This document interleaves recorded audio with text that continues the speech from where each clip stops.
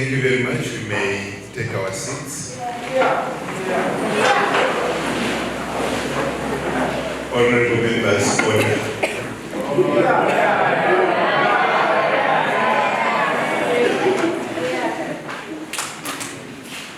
Honorable Speaker, is this house in order? They are in order. To have been hosted here in Katombola constituency, and yet there is no member of Parliament for Katombola from the team. Is the house in order? Out of order. Thank you very much. I recognize the Director and Commission Secretary of the Zambia Law Development Commission, Mrs. Hope Love Chanda, and welcome Madam to Southern Province. I recognize the representative of the Provincial Education Officer, Dr. Kashumba Kawombo, who is the principal here at the Livingstone College of Education, and your team. All senior government officials present, distinguished lecturers and honorable members of Parliament, delegates here present, colleagues from the media, ladies and gentlemen, good afternoon.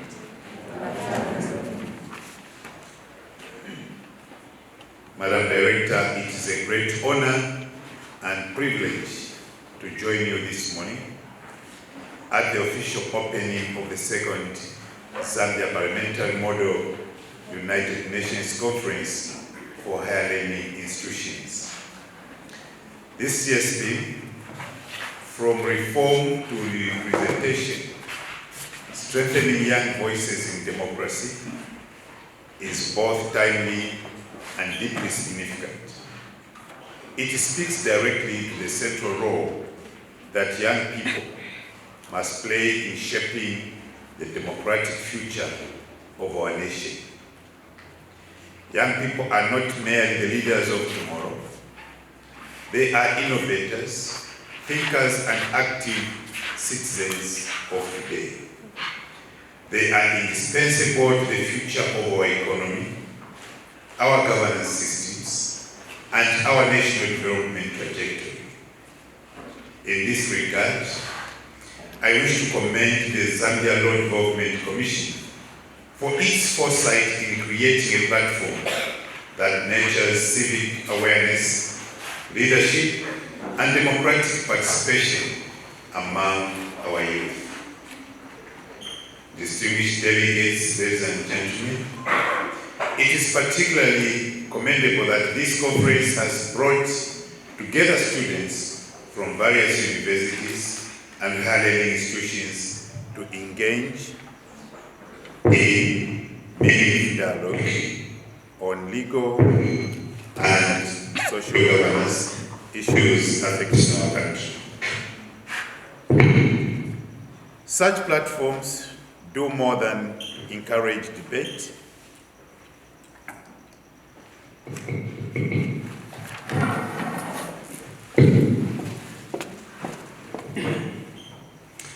Thank you, Madam Speaker. They cultivate critical thinking, broaden perspectives, and promote the exchange of ideas across diverse academic and social backgrounds. This diversity is the cornerstone of inclusive governance. Madam Director, more importantly, this forum provides a vital avenue for youth participation in national discourse. True democracy can only thrive when young people are actively involved, genuinely heard, and meaningfully empowered to contribute to decision-making processes. I'm really excited as well. The quality of submissions, arguments from the audience, from the honorable members of Parliament was excellent, and I wish to congratulate you.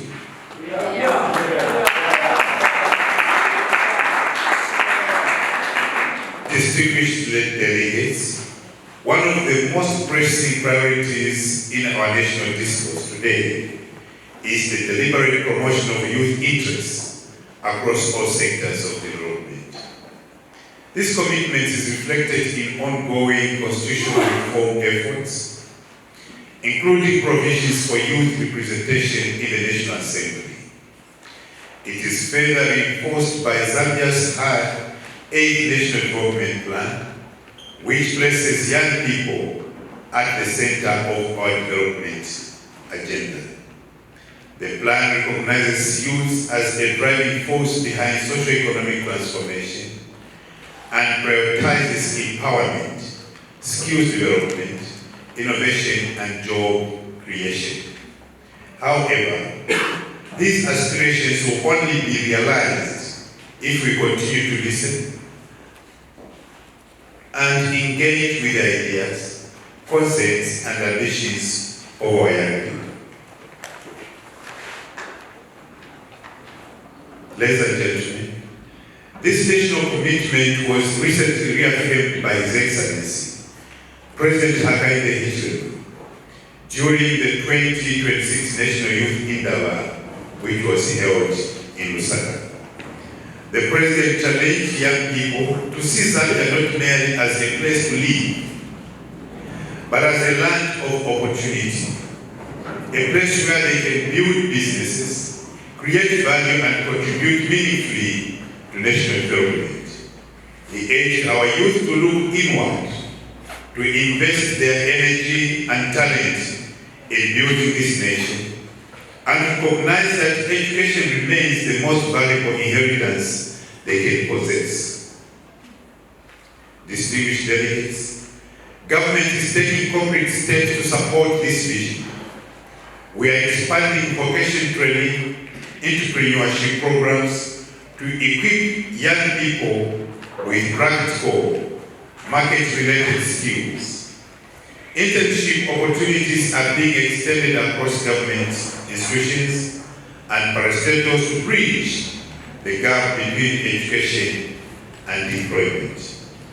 Additionally, officers will be deployed across constituencies to support young entrepreneurs in refining their project proposals and improving access to empowerment initiatives. Madam Director, this has been an issue, especially the rural constituencies, when it comes to accessing loans and grants through CDF. The demand for these documents like projected proposals, projected cash flows, is very difficult for our rural youths to manage these requirements. Hence the initiative of His Excellency the President that we put experts in every constituency, employ them to help the young people come up with business proposals and projections for them to benefit in the facilitations of government.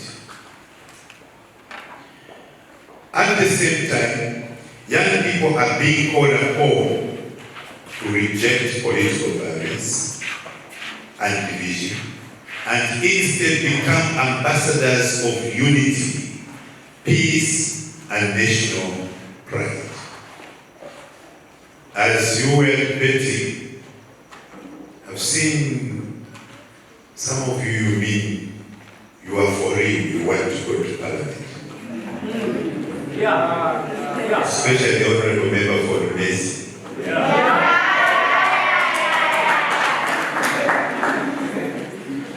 But it is really difficult for you to go to Parliament if we continue with violence, if we continue with political hooliganism, divisions.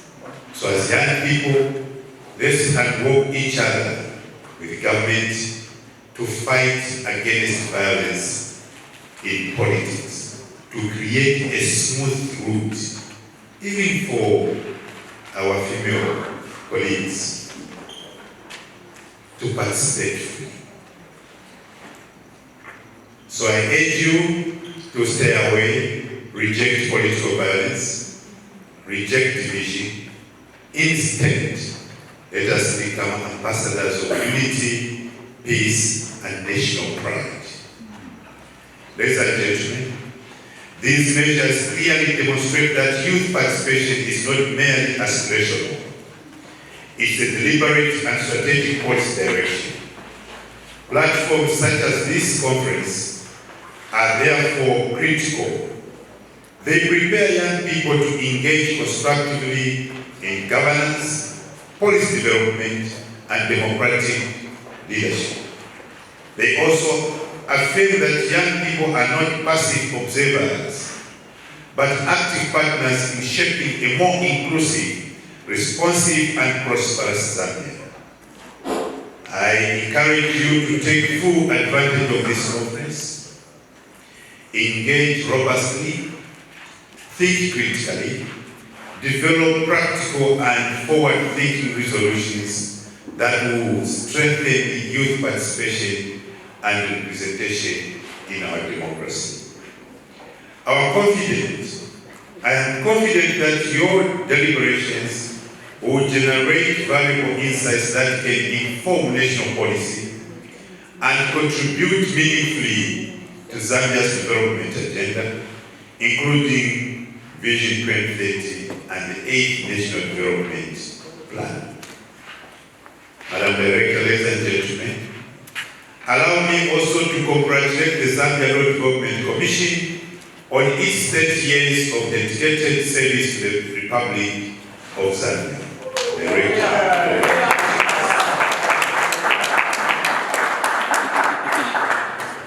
Over the past 3 decades, the Commission has played a pivotal role in reviewing and modernizing our laws, strengthening democratic governance, and promoting citizen participation. This conference stands as a testament to that enduring commitment.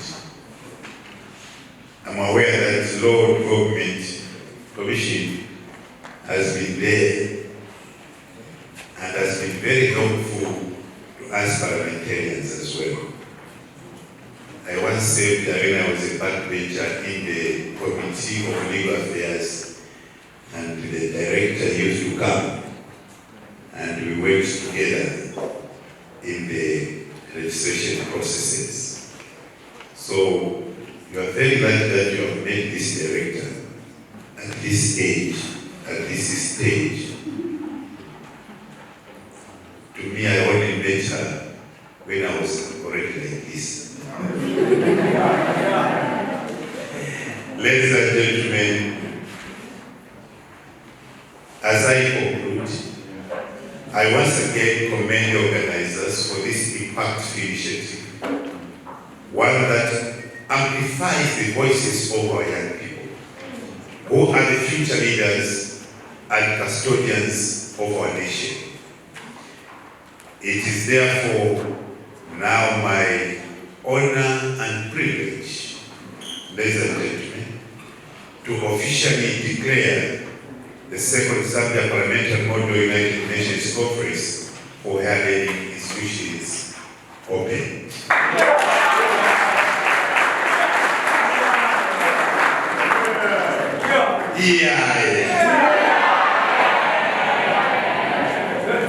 Yeah.